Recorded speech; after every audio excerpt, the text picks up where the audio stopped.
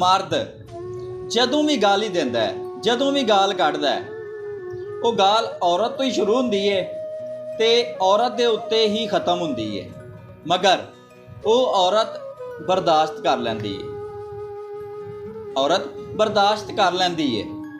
लेकिन जदों वही औरत मर्द नूं कोई गाली दे देवे ते वो मर्द कोलों बर्दाश्त नहीं हुंदी। मर्द छड्डण विच जल्दी करदा है, मगर जदों छड्ड दिंदा है फिर रोंदा है ते पछतांदा है।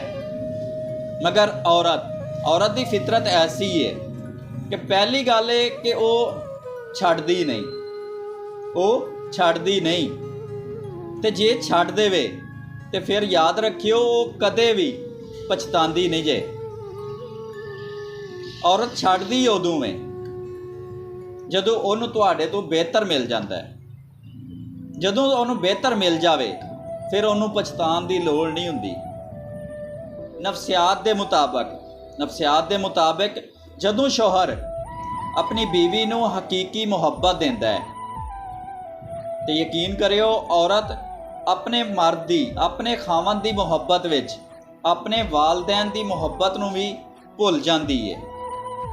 अच्छा, इस जमाने दे लोग भी बड़े अजीब ने, गलती होण ते माफ़ी नहीं मंगते बल्कि रिश्ता ही तोड़ लैंदे ने। जिस बच्चे नूं माँ बाप अदब करना नहीं सिखाते, याद रखियो उन्हों अदब करना फिर जमाना सिखा देंदा है।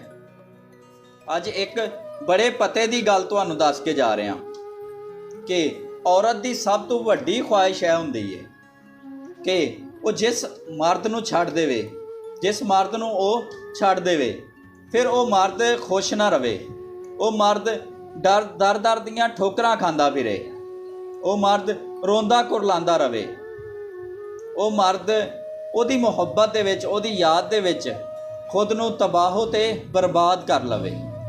यह औरत दी सब तो वड्डी ख्वाहिश हुंदी है।